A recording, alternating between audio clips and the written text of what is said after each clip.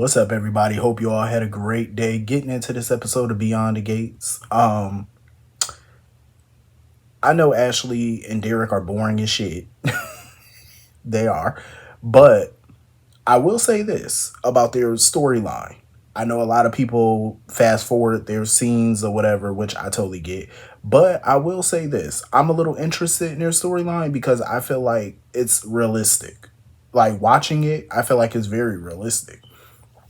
Um, Because in today's world, it's like you got married people who've been married for 40 and 50 years sleeping in separate bedrooms. Not because they're having marital trouble or anything like that. It's because it's more conducive to their sleep pattern. Like you have a husband who snores a lot, or maybe he has a breathing machine that may keep the wife up. So it's best for them to have separate bedrooms.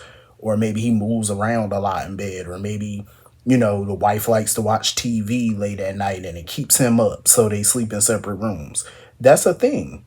And so many people now are sleep. Hell, you got married people sleeping in separate homes now, all because it works for them. You have to do what works for you and your relationship. And I feel like this is a realistic storyline to tell because Ashley and Derek are super different when it comes to their living habits. Like they're very different. And she made valid points. He made a couple good points. I mean, at the end of the day, this apartment, yes, it's small, but it's her first apartment as an adult. And she takes pride in that. She's proud of it, which I understand. But her living habits are very different from his. She's a very tidy person, very organized. That's the type of person she is. He's messy. He's, sloppy Joe. He likes to drink out of the carton. He likes to throw his clothes on the floor. That's how he live. And he needs to understand that's not how she live. You know what I'm saying? That's why a lot of what he does irritates the shit out of her because that's not how she live.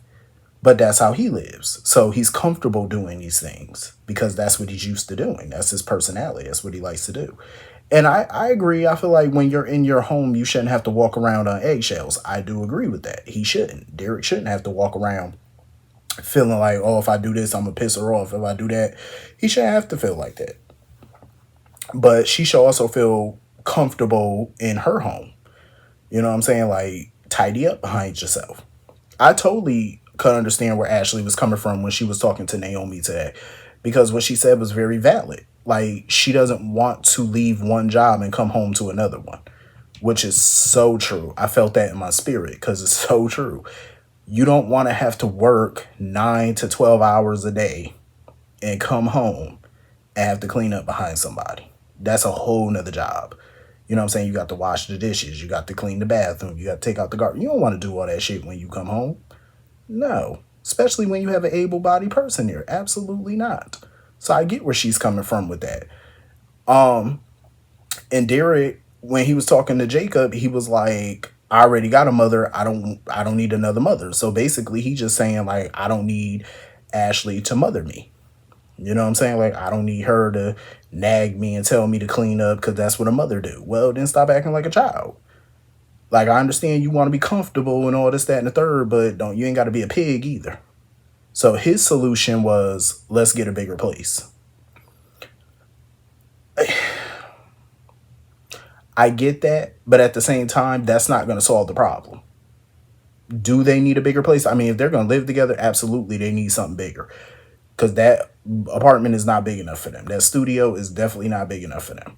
But I had to agree with Ashley. Getting a bigger place is not going to solve every single problem that they have right now. It's not going to solve it. They need to figure out their living habits. You know what I'm saying? That's why I think they're better off keeping, separate places. I think they're better off for it. I think she's better staying in her place and he just go out, move back into his old place or get him a different place. Either way, he need his own space to do what he want to do in it. Because, at the end of the day, I was wondering this. I'm like, how the hell they've been together for 2 years and she never noticed that he was a slob? But then again, I'm thinking, well, she probably knew or had an inkling of it, but she never cared because they never lived together. You know what I'm saying? She can go home to her clean apartment while he stay in his little dirty little place. So it didn't bother her too much then because she didn't live with him. But after 2 years of being together, it's like you didn't know none of this about him. Like, the way he lived is just I couldn't tolerate that shit. Throwing shit on the floor. Nope. That's nah. Pick that up. Pick it up. But when Ashley was talking to Andre at the hospital, she tried to lie and make it sound like her living situation with him was great. Talking about, oh, me and Derek moved in, it's going great. She was lying. And I get it. She's not going to tell Andre, like, oh, we having issues or whatever. But Andre surprisingly seemed like he wasn't hung up on her anymore. Like, the way he was looking at her and acting, it kind of gave me, I'm not thinking about your ass no more like that.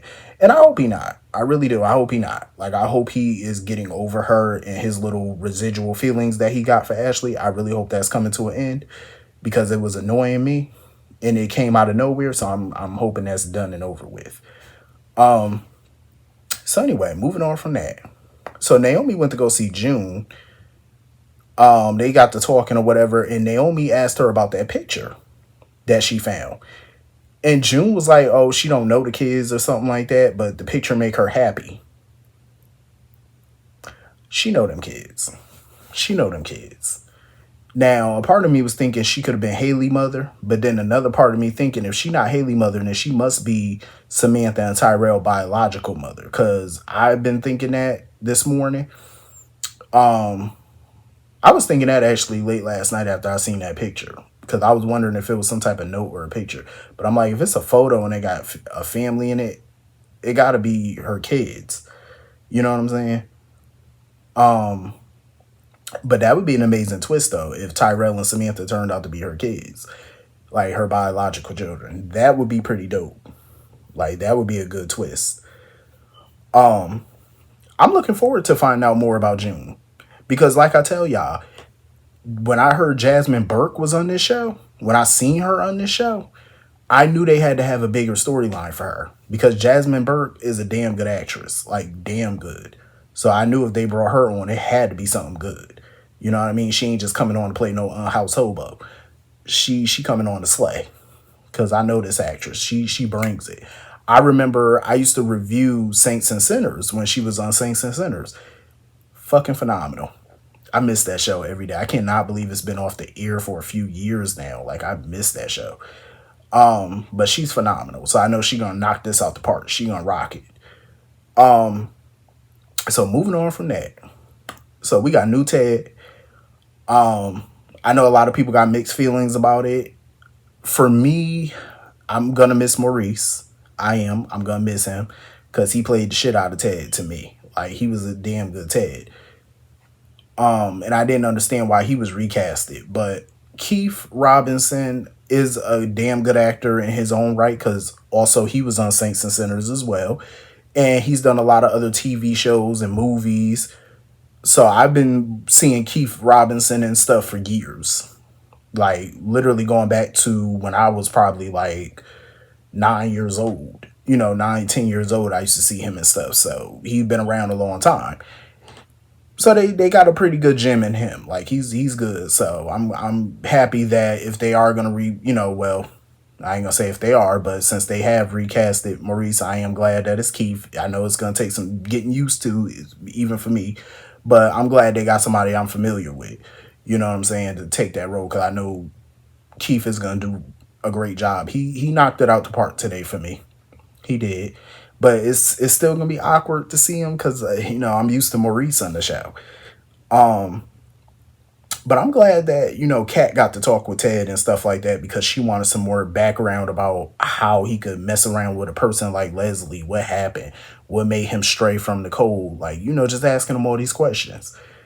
And Ted gave her his version of what happened or whatever, why it happened. And I agree with Kat, because Kat, she bold. Kat was like, why you didn't wrap it up? And Ted's sitting there talking about something. Oh, well, Leslie told me she was on a birth control, like she was on a pill. I said, you dumbass. I was like, to be a doctor, come on now. You got to be smarter than that. I don't give a damn if she did tell you she was on a pill. You still wear something anyway. Because for one, you got to worry about diseases. You know what I mean? You don't know this chick from Adam. You could have brought your wife back any type of disease because you laid down in the gutter. You know what I'm saying? You don't know what that girl had. You don't know. That's why you still got to wear something. Also, dub dub, she could still get pregnant. Hey, birth control don't stop somebody from getting pregnant. All these condoms and birth controls are not 100% effective. That's why when somebody say they're on birth control, you use something anyway to, make sure that they can't get pregnant. Make sure you don't catch a disease. You know what I'm saying? Like, come on now. You can still get pregnant off of that. It's not 100%. Ted, you done been in medical school. You should know that. Even if you ain't an OBGYN, you should still know that. Come on now. Sure they covered that in class at some point. And also basically he was like he cheated because he saw a lightheartedness, whatever. And Leslie that he didn't see in Nicole anymore. So, coming up with all these excuses and stuff and all this reasons why he did it. I mean, at the end of the day, those are his reasons why he strayed. But I feel like there's no real excuse for it. You know what I'm saying? Cheating is wrong no matter what the reason is. So you don't get no pass for that. But I love that Kat, still gave him a hug and she still put him on notice, like, one conversation ain't gonna fix this. And I like that he gave her a key to his hotel room. He was like, listen, you got a free pass to come by. You and your mama anytime y'all want. Y'all got an open invitation. I said, that's cute, but what about Martin? He ain't mentioned Martin. I said, oh, Martin don't get a free open invitation to come by? I guess. So anyway, moving on from that. Leslie crazy ass done went to go see Bill because he done filed a cease and desist against her. Cause she was like, she been waiting like 20 damn years to expose his ass and his little threats that he made against her back in the day. Bill was like, listen, I ain't made no threat against your ass. Get out of here. Cause Bill ain't gonna take ownership for nothing. He was like, get on, get going. I love that Bill and Leslie were going back and forth because she was holding her own with him. And, he let her know. She let him know, like, do your worst because I'm going to do mine. I said, oh, she laying down the gauntlet. I said, okay, Bill versus Leslie. I'm here for it. I wonder how Haley gonna fare because, Haley ain't gonna measure up to no Leslie. So, Leslie, that's the type of devil you do not want to invite into your home. I'm just saying. No. I know Bill ain't scared of nobody, but I don't know if I would want to go toe to toe with her. I don't know. And he called Ted immediately after she left, telling Ted, like, dude, what you gonna do to get her the hell up out of here, basically? Like, what's your plan? Ted ain't got no plan. Ted ain't got no plan to get rid of her. And even Ted said, shit, I've been trying to stay far, far away from her ass. And, Bill had a point, though. Bill was like, listen, I understand you don't want to be around her, but homegirl is unhinged. You need to strike. Like, you need to do something. Because she ain't all there. She ticky boom up there. Like, she not all the way right. He was like, homegirl is crazy. Like, you need to do something. You need to have her ass locked up for blackmailing you. You need to do something. And I agree with Bill on that. I totally do. Like, you gotta do something with Leslie at this point. Cause she not gonna stop. She gonna keep coming. She gonna keep coming. She ain't got nothing to lose. That's what happens when you're dealing with somebody who has nothing to lose. They're not gonna stop. And homegirl ain't stopping.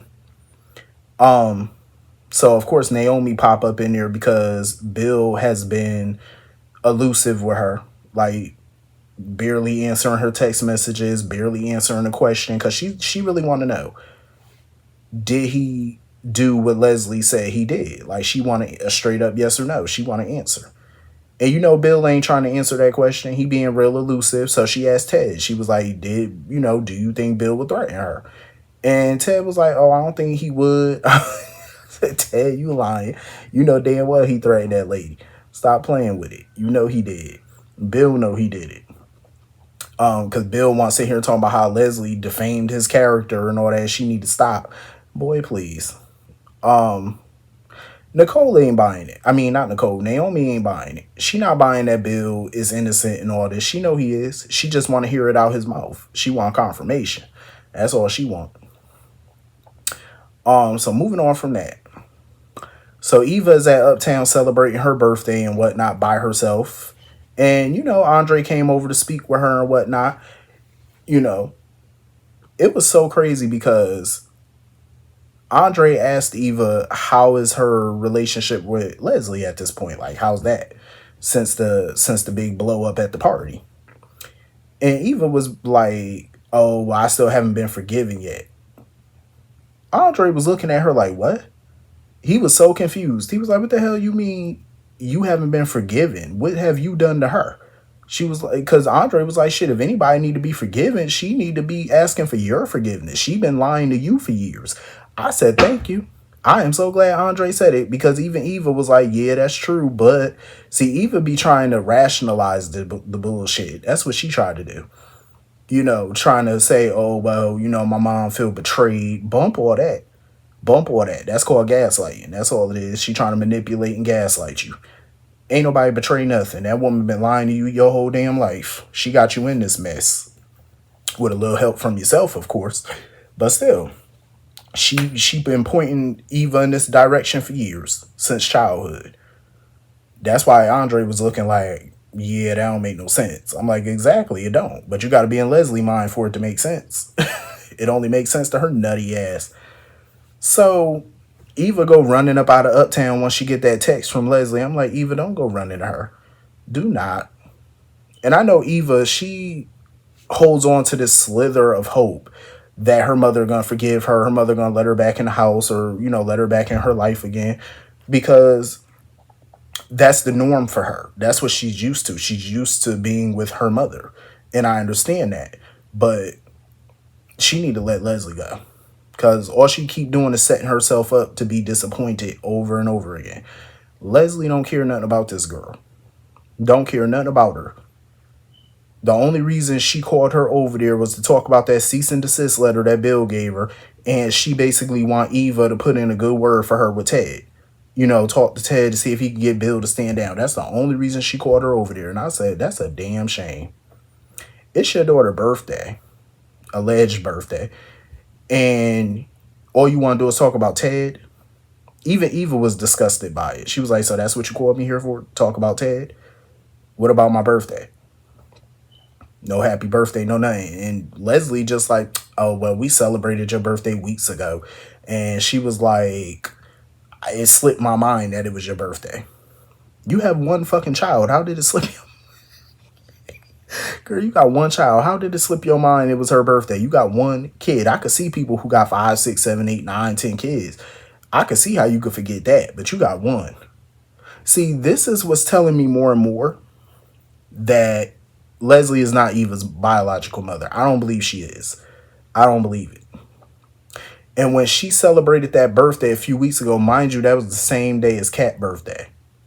That's what's telling me more and more they gotta be twins. And that has to be her real birthday. Because you can't believe shit that come out of Leslie's mouth with her lying ass. Because all Leslie know how to do is lie. That's all she know how to do. I'm just hoping that this proved to Eva that she need to be done with Leslie and stop running to her beck and call all the time. She need to be done. She really do. So anyway, moving on from that. Kat is a very smart, intuitive person. I will give her that. She's very smart. She know how to put some shit together. Like, or at the very least, she gonna investigate. She gonna investigate something. I be looking at Kat like she need to be a part of the police department in town. The way she be solving shit and putting it together. And that's my thing. Where the hell is the police? I mean, we see Jacob here and there, but what about the police department? Like, what happened with his dad and the partner, the crooked ass partner and that stuff they got going on with Joey? Like, when we picking that back up? Because that was interesting. I want to know what's going on with that mess. And why isn't the police department still investigating the Laura situation? Her hit and run. Like, why are we not investigating that? Because we got Kat out here investigating when the cops should be. Because she was out there having a conversation with Chelsea about it, and they were trying to put the pieces together, and put it out there that maybe Eva and Leslie had something to do with it, because you already know Kat want to put everything on Eva. She do. She want to blame everything on her. So of course she stormed out to go tell Ted and warn Ted that Eva could have had something to do with Laura getting hit or whatever and her injuries. But I was so glad when Leslie popped up and Kat put that recorder on. I'm so glad she secretly recorded her, even though it might not be admissible in court. At least she got something. She started asking her about it and whatnot. And Leslie, she liked to boast, you know, trying to confuse her or whatever by, putting out little innuendos and stuff. Because Kat was like, what the hell does that mean? She was like, what does this mean? Like, what are you trying to say? She was like, oh, I'm just trying to, get you to, basically piss you off, get you to get mad and think that you know everything when you don't.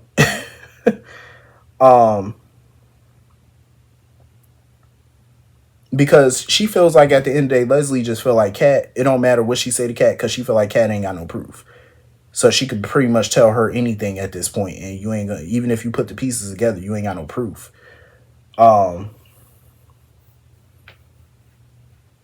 Because Leslie basically was like, oh, you right about that situation like you've been right about every other situation.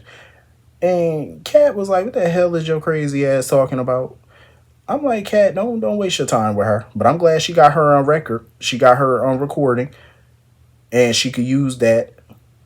Because Kat is smart enough. I know she want to blame everything on Eva, but she should know Eva would not do something like that. Like, come on, Eva's a lot of things, but she ain't no killer. She ain't gonna run nobody off no road. You know what I'm saying? That's some sick mess her mama would do. Her alleged mama. But anyway, that was pretty much the whole episode.